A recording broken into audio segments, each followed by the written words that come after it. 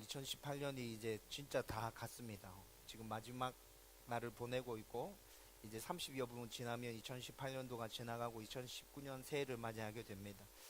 여러분 2018년 한 해를 쭉 돌아보면 가정과 직장과 자녀와 건강과 신앙과 등등등 해서 모든 부분에 있어서 하나님의 은혜로 지나왔구나 라는 것들을 정말 깨달을 수 있게 될 겁니다. 여러분 우리 지금 앉아서 함께 예배 드리고 있는 저와 우리 성도들 가운데는 부부 관계에 어려운 문제가 있었고 자녀에게 또 어려운 문제가 있었고 경제적으로 직장에서 또 건강에서 어려운 문제가 있었지만 이것들을 잘 이겨내고 그리고 지금 이 자리에서 함께 예배 드리는 성도들이 있지 않습니까? 여러분 하나님의 은혜가 아니면 지금 2018년도를 마무리하면서 이 자리에서 이렇게 함께 앉아서 송구 영신 예배를 드릴 수 있는 것이 설명이 안 되잖아요. 특별히 저는 개척에서 2년 동안 교회를 세우면서 하나님의 은혜라고 고백하지 않을 수가 없습니다. 모든 부분에서. 여러분 개척하면서 교회를 세워가는 목사가 제일 많이 걱정하는 게 뭘까요? 교회 운영과 관련된 부분, 가정의 생계와 관련된 부분이거든요. 걱정 안 하려고 해도 어쩔 수 없이 걱정이 됩니다. 그런데 여러분 2년 동안 지나오면서 교회 운영과 관련된 부분, 제 가정의 생계와 관련된 부분, 저의 자녀들, 저의 건강 이런 부분에 있어서 모두 다 하나님 책임져 주셨고 하나님께서 다스려 주셨고 통치해 주셨다. 저는 이렇게 고백하고 있거든요. 여러분 제가 생각한 것만큼은 아니지만 또 다운교회가 하나님의 은혜 가운데 조금씩 성장하고 자랐다는 것 우리 모두 다 잘 알고 있지 않습니까? 모든 것이 다 하나님의 은혜인 거죠. 여러분 작년 11월 12월 달 2달 동안 방금 우리가 했던 찬양, 마지막 찬양 오직 예수뿐이네, 은혜 아니면 살아갈 수가 없네. 작년 11월 12월 달에 이 찬양 들으면서 정말 하나님 앞에 많이 감사했던 것 같습니다. 그런데 올해도 역시 12월을 마무리하면서 이 찬양이 참 가슴에 많이 새겨집니다. 여러분도 그럴 것으로 생각합니다. 여러분 2018년 이제 진짜 마무리 짓는 날인데 여러분들의 삶을 천천히 돌아보면서 하나님 앞에 올려드릴 수 있는 모든 감사의 제목들을 하나님 앞에 올려드릴 수 있었으면 좋겠어요. 여러분 그것이 되지 않는다면 의지적으로라도 그렇게 하나님 앞에 감사하십시오. 정말 하나님께서 여러분들의 가정에 감사할 제목이 차고 넘치도록 은혜를 베풀어 주실 겁니다. 이제 2019년을 준비하면서 다음 교회가 붙들어야 될 말씀을 함께 나누려고 합니다.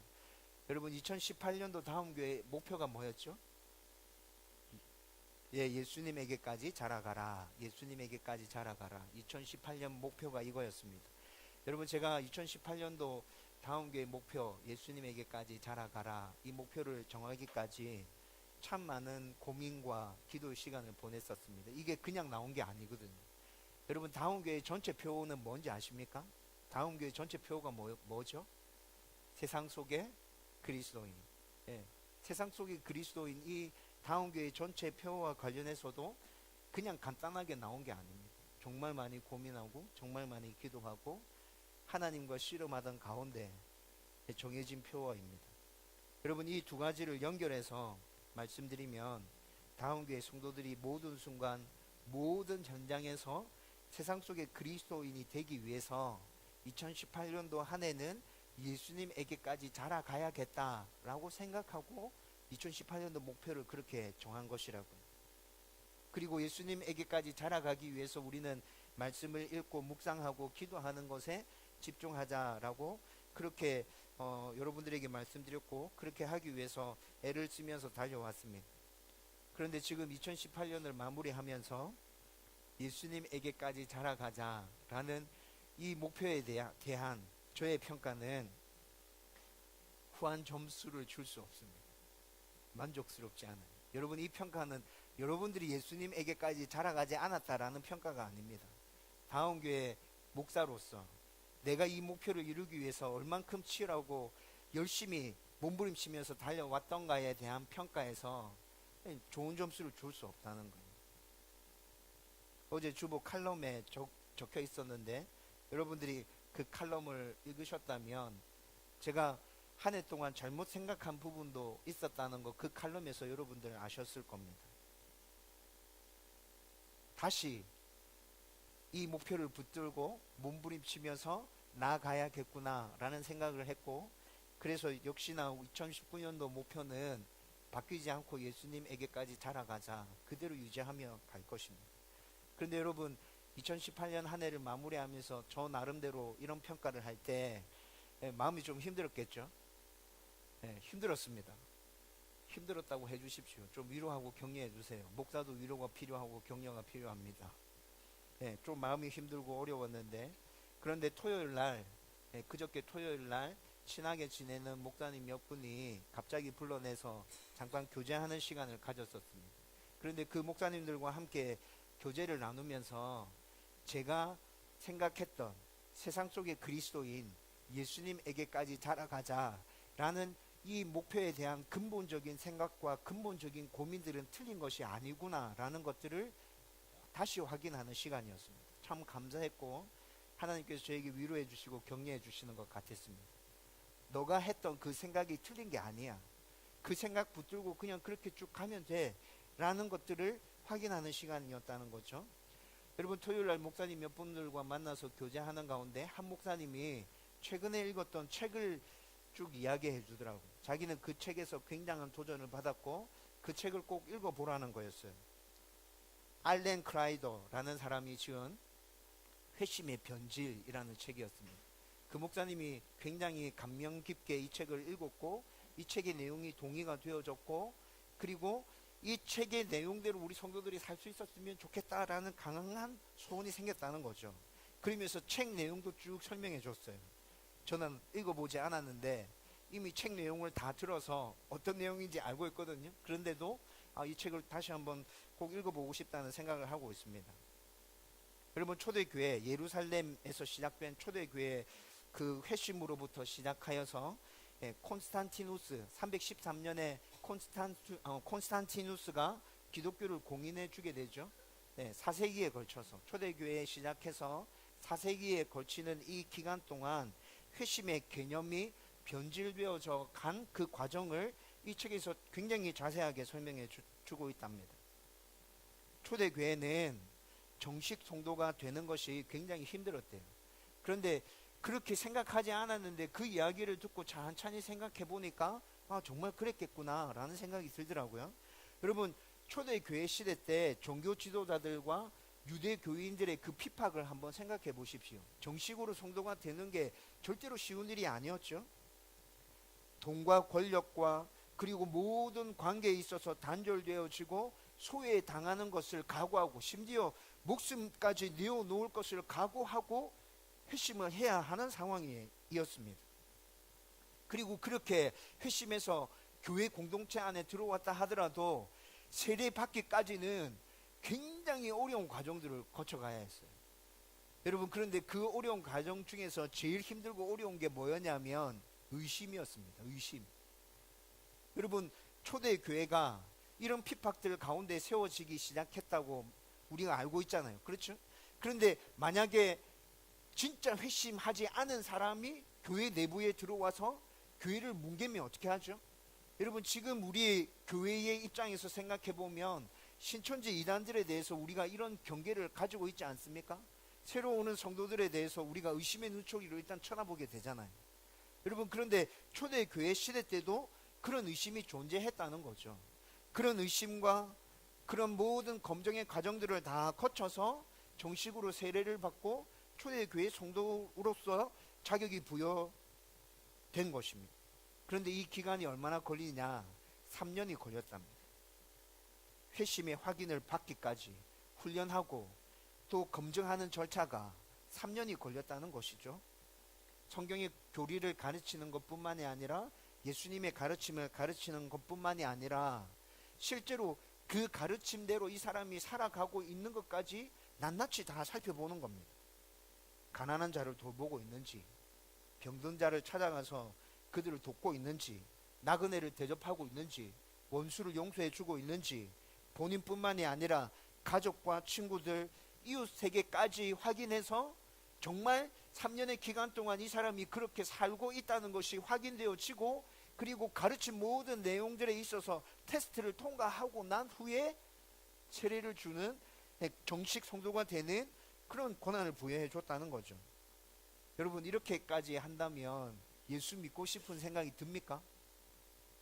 여러분, 우리 교회가 그렇게 했다면 여러분 예수 믿었을 거예요? 예? 저는 교회가 이렇게 했다면 예수님 믿고 싶은 생각이 안 들더라고요. 의심의 눈초리로 쳐다보고 있고, 교회 속에서 뭔가를 열심히 하고 있는데 진짜 열심히 하고 있는지 따라다니면서 확인하고. 이거 상당히 기분 나쁜 거 아니에요? 그런데도 여러분, 초대교회는 우리가 성경을 통해서 계속 확인하고 있잖아요. 급속도로 성도들이 불어나오고 있었습니다. 4세기 초까지 매 10년 단위로 끊어서 확인해 보니까 40%씩 성장했다고 나와 있습니다. 로마가 엄청난 대제국이었죠. 기독교가 로마에 급속도로 퍼지기 시작하면서 로마 전체 인구, 대제국 전체 인구의 10%가 기독교 인구였다고 할 정도로, 그렇게 기독교가 엄청나게 성장했었어요. 여러분, 그리고 크라이더는 초대교회 시대 때 문서들을 쭉 살펴보니까 성도들에게 쓰여져 있는 그 문서들 가운데서 전도라는 용어를 찾아볼 수 없다는 것에 주목하고 있습니다.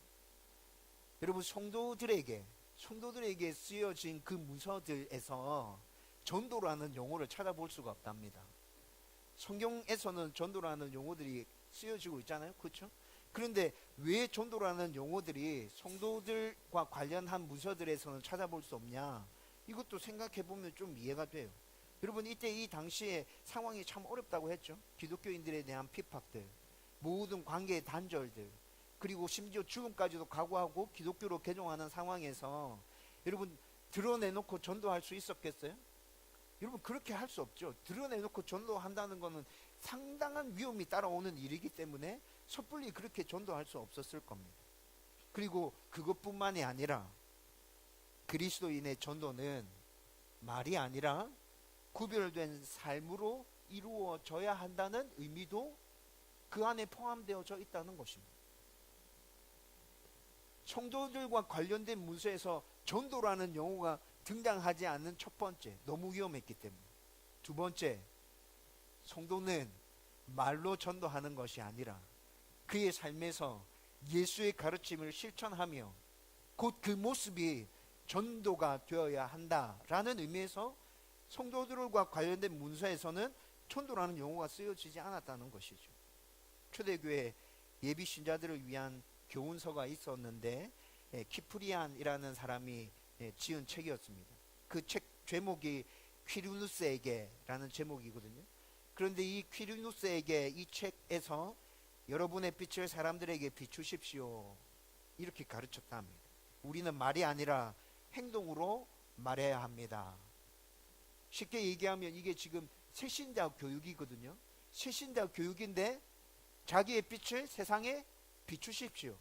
그리고 말이 아니라 행동으로 말해야 합니다. 실천하는 삶을 살라라는 것이죠.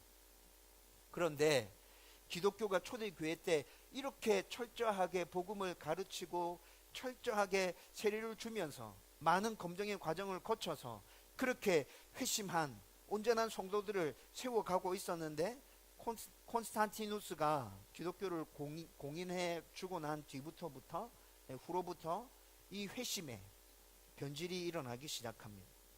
박해를 받았던 기독교가 박해하는 기독교로 바뀌었죠. 기독교 교인이 되지 않으면 살기 힘든 시대가 도래한 것입니다. 그때부터 회심은 하나님과 나, 이렇게 두 존재들 가운데 내면적인 문제로 축소되기 시작한 거예요.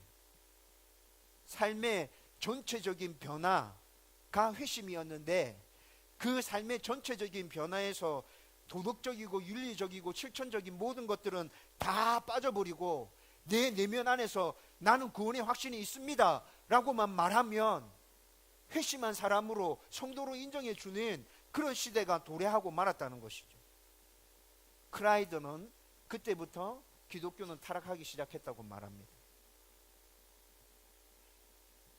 여러분, 이제는 교회에 나오면 다 그리스도인이고 간단한 절차에 의해서 교육을 받으면 세례를 받게 됩니다. 크라이더는 이렇게 세례를 받기 때문에 성찬식을 행할 때 그 떡과 포도주를 받으면서 감격이 없고 하나님의 은혜와 하나님의 사랑에 대한 깊은 깨달음이 없다고 말합니다. 그래서 이미 예수를 믿고 구원받았다 하는 성도들, 목회자들까지 다시 회심을 촉구해야 하는 상황에 놓여져 있다는 것이죠. 올바른 회심에서 변질된 이 모습들이 다시 회복되어져야 하나님 나라가 온전하게 이 땅 가운데 도래할 것이라고 그렇게 이야기합니다. 여러분, 잘 생각해 보면 어느 시대든지 예수님을 따르는 것이 성공이었던 적은 없습니다. 예수님을 따르는 것은 늘 힘들고 어려운 고난의 길이었죠. 좁고 협착한 길이었어요.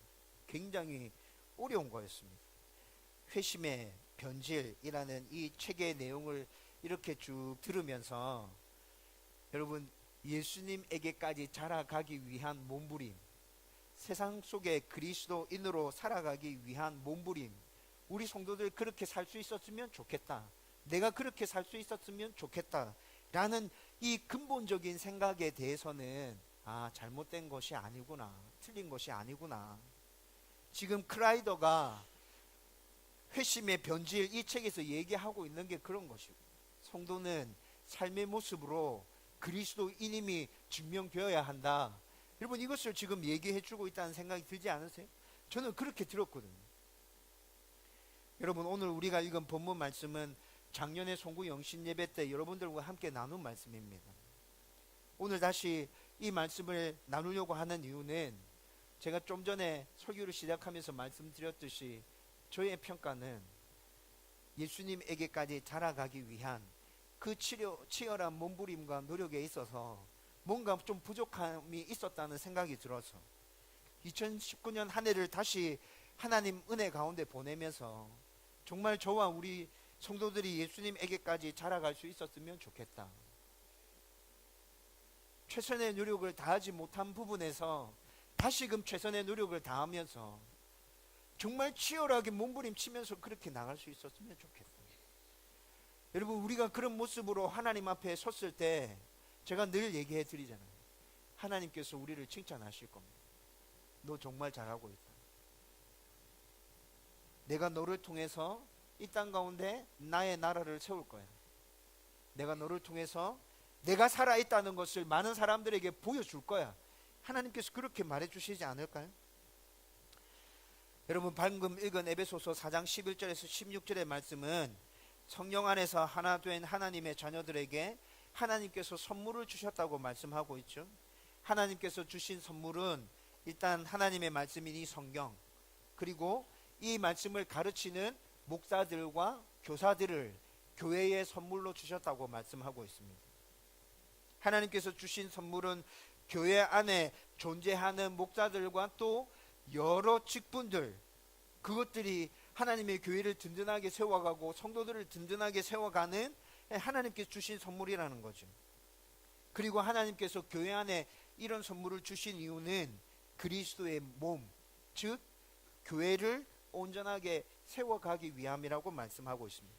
12절 말씀을 다시 한번 읽어보십시다. 다 같이 읽겠습니다. 시작.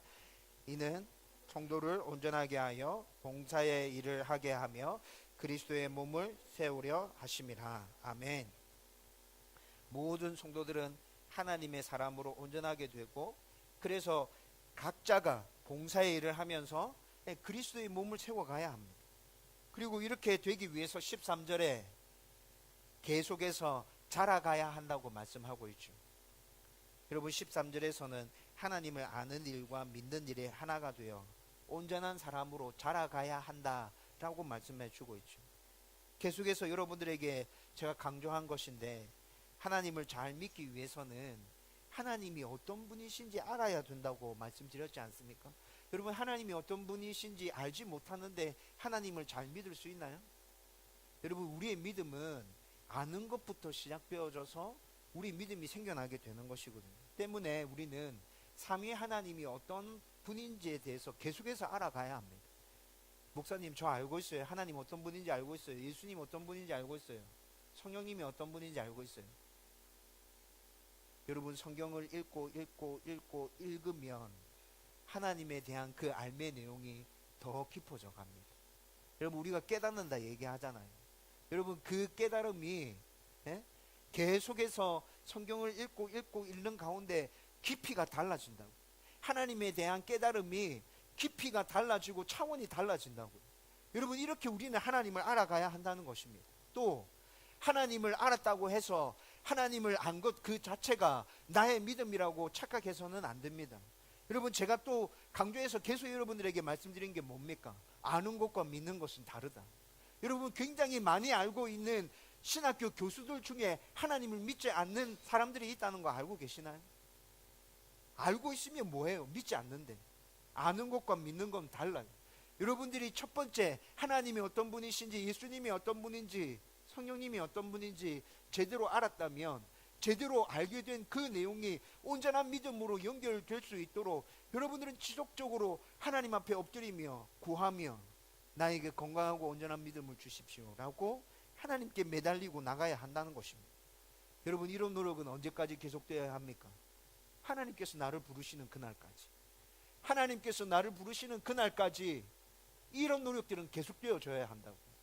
나의 믿음이 굉장히 대단한 것 같고 뭔가 많이 알고 있는 것 같고 이 정도면 괜찮다, 이 정도면 됐지 라는 생각이 드시나요? 아니요. 여러분, 우리는 예수님께서, 하나님께서 나를 부르시는 그날까지 몸부림치면서 하나님에 대해서 더 많이 알아가고 더 하나님을 온전하게 믿을 수 있도록 그렇게 노력하면서 나가야 합니다. 이런 몸부림이 끊이지 않고 있다면 저와 여러분들은 지속적으로 예수님에게까지 자라가는 하나님의 사람들일 것입니다. 그리고 14절 말씀에서는 온전한 하나님의 사람으로 자라면 세상의 풍조에 밀려서 요동하지 않는다고 말씀하고 있죠.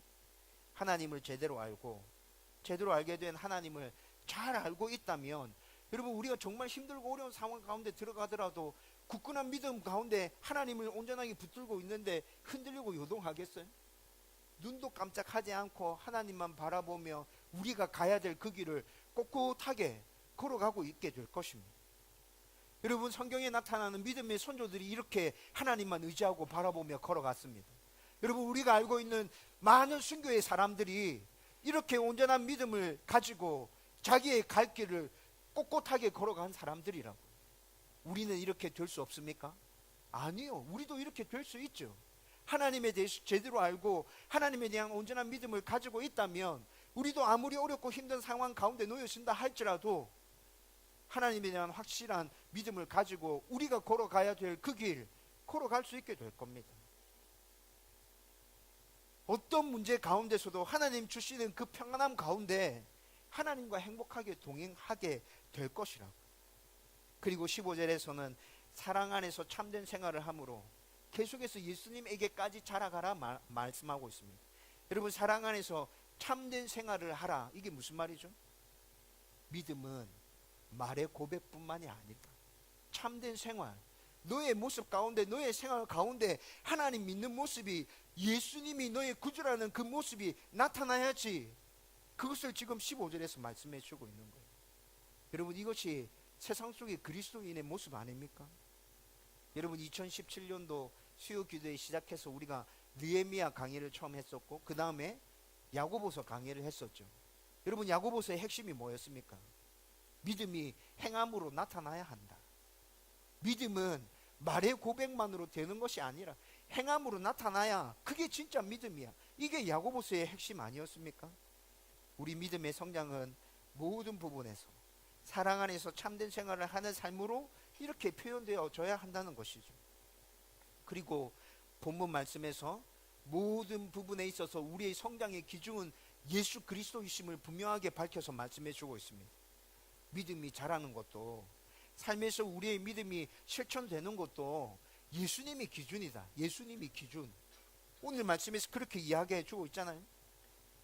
13절에서는 믿음과 관련해서 그리스도의 장성한 분량이 충만한 데까지 자라가라고 말씀하고 있죠. 15절의 말씀에서는 모든 생활에서 범사에 그에게까지 자랄지라. 믿음에 있어서도 기준이 예수 그리스도이고 우리의 행함에 있어서도 기준이 예수 그리스도라고 말씀해 주고 있습니다. 따라서 우리의 성장에 있어서 모든 부분에 있어서 기준은 예수 그리스도.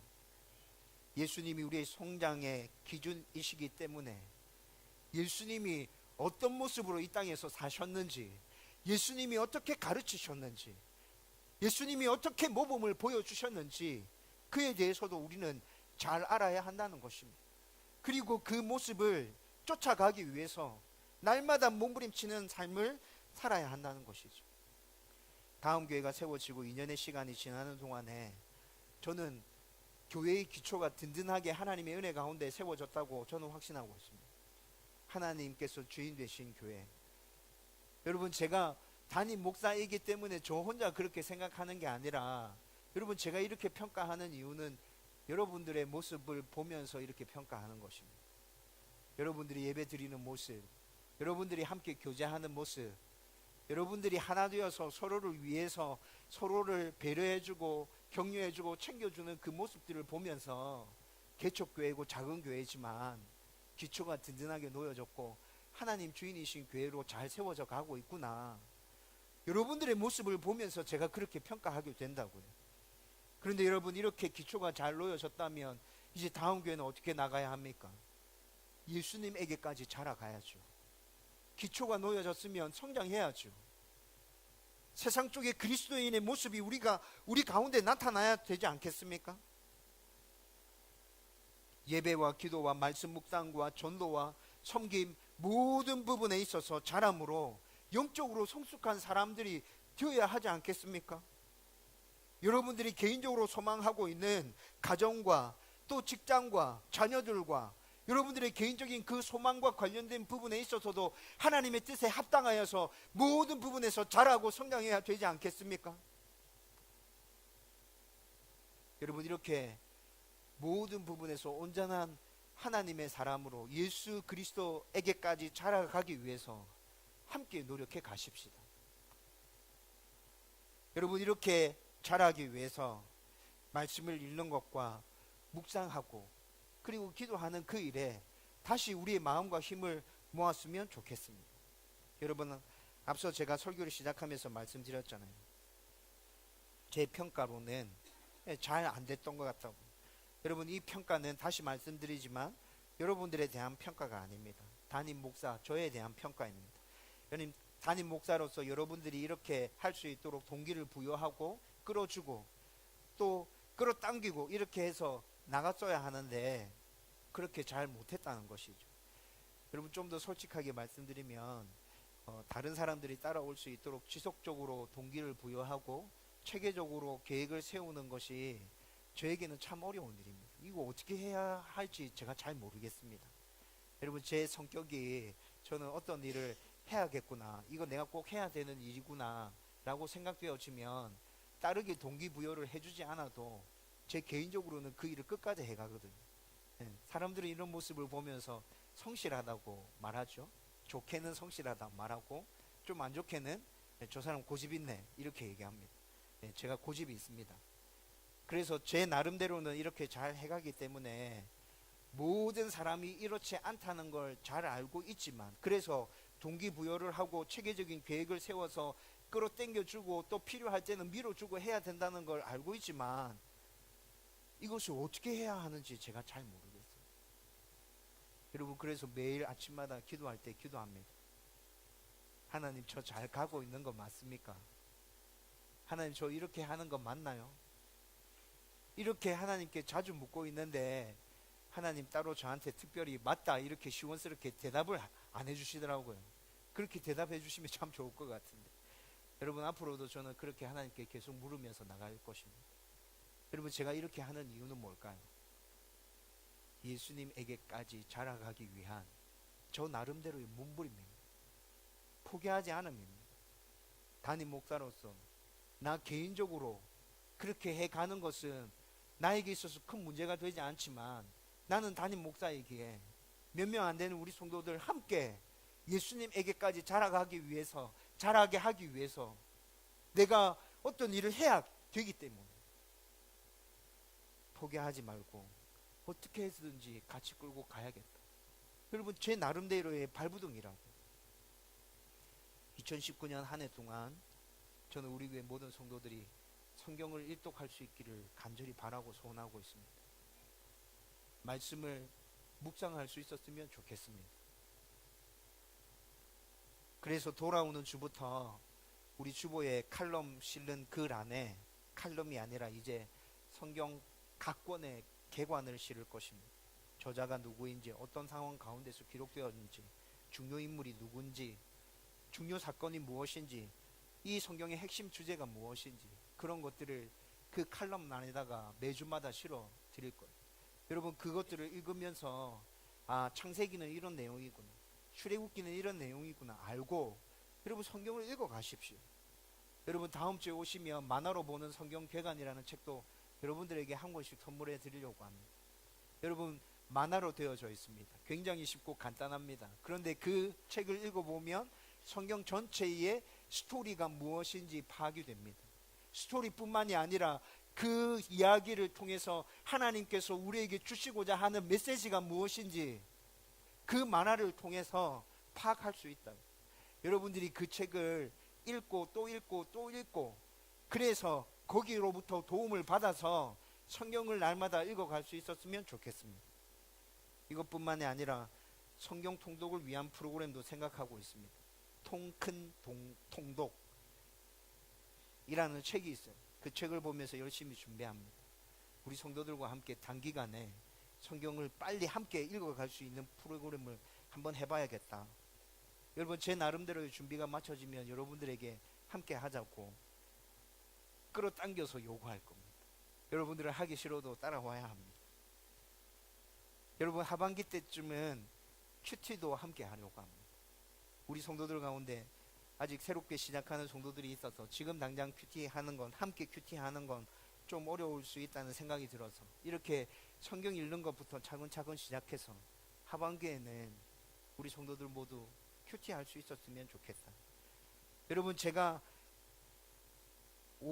잘못 생각하고 있었던 것 중에 하나가 뭐냐면 성경 읽기랑 큐티가 단계 밟아가는 단계의 개념으로 생각하고 있었다는 거예요. 근데 다시 생각해 보니까 성경 읽기랑 큐티는 단계의 개념이 아니더라고요. 이건 바닥에 깔려져 있어야 되는 기본 베이스였어요. 기초였어요. 그래서 성경 읽기, 큐티, 기도와 관련된 건 매년 반복하는 훈련으로 우리 성도들과 함께 해야겠다. 단계적인 개념의 훈련으로 이것들을 세팅하면 안 되겠다. 여러분, 이게 저의 생각입니다. 여러분, 혹시 여러분들 중에 성경을 읽는 것이 힘들고 어려운 분이 있다면 메시지 성경이나 쉬운 성경이나 현대인의 성경을 읽으십시오. 여러분, 성경을 읽고 이해하는 데 훨씬 더 많이 도움이 될 겁니다. 제가 올해 5독하고 지금 6독째 2018년에 성경을 읽고 있는데, 저는 개역개정으로 한번 읽었고, 메시지 성경으로 읽었고, 쉬운 성경으로 읽었고, 현대인의 성경으로 읽었고, 또 메시지 성경으로 지금 읽고 있는 중이고, 현대인의 성경으로 한번 읽었네요. 현대인의 성경으로는 2번 읽은 거죠. 이렇게 해서 지금 6독째를 진행해 가고 있는데, 내년에도 그렇게 한번 또 시도해 보려고 합니다. 여러분들은 그렇게 하지 않아도 되는데 그냥 현대인의 성경, 쉬운 성경, 메시지 성경 이런 것들 중에 하나를 골라서 성경을 꾸준하게 쭉 읽어갈 수 있었으면 좋겠습니다. 여러분, 이렇게 해서 하나님이 어떤 분인지, 예수님이 어떤 분인지, 성령님이 어떤 분인지, 나를 위해서 그분들이 어떤 일을 해주셨는지 알아가십시다. 예수님에게까지 자라가십시다. 그리고 또 하나 여러분들에게 부탁드리는 것은 주중에 수요 기도회에 참석해 주셨으면 좋겠습니다. 여러분, 제가 수요 기도회에 참석해 달라고 예배 시간에 이렇게 설교 중에 부탁드리는 건 이번이 처음인 것 같습니다. 여러분들에게 부담드리기 싫어서 잘 이야기하지 않았습니다. 그런데 여러분, 주중에 하나님과 매번 기도하며 교제하고 있는 것 굉장히 중요한데, 그 교제뿐만이 아니라 교회에서 성도들과 함께 모여서 집중해서 기도하는 것, 이것도 굉장히 중요하다는 생각이 듭니다. 칼럼에서도 잠깐 적었었는데, 저는 다음교회 수요 기도에 정말 하나님께서 날마다 임재하시는 것들을 느끼면서 그렇게 말씀을 나누고 있고 그렇게 기도하고 있습니다. 여러분들이 그 체험을 함께 할 수 있었으면 좋겠다는 생각이 들어요. 그래서 기도하면서 하나님이 어떤 분이신지에 대해서 더 알아가고 또 기도의 참맛을 알아가는 저와 여러분들이 되었으면 좋겠고, 그래서 2019년도에는 우리 성도들 모두들이 매일 자신의 매 그 삶의 순간 가운데서 기도하면서 살아가고 있지만, 특별히 주중의 수요 기도에는 함께 모여서 기도하고 그렇게 기도의 깊은 자리로 나아가는 그런 일들이 있으면 좋겠다. 그것이 저의 바람입니다. 여러분, 이렇게 말씀을 읽고 묵상하고 또 함께 기도하는 자리에서 은혜를 누리게 된다면 2019년 한 해 저와 여러분들이 예수님에게까지 자라갈 수 있게 될 것입니다. 오늘 처음 시작하면서 말씀드렸던 그 회심의 변질이 다시 온전한 모습으로 우리 가운데 나타나게 될 것이라는 것이죠. 저와 여러분들 가운데 이런 은혜가 넘쳐나게 되기를 주님의 이름으로 축원드립니다.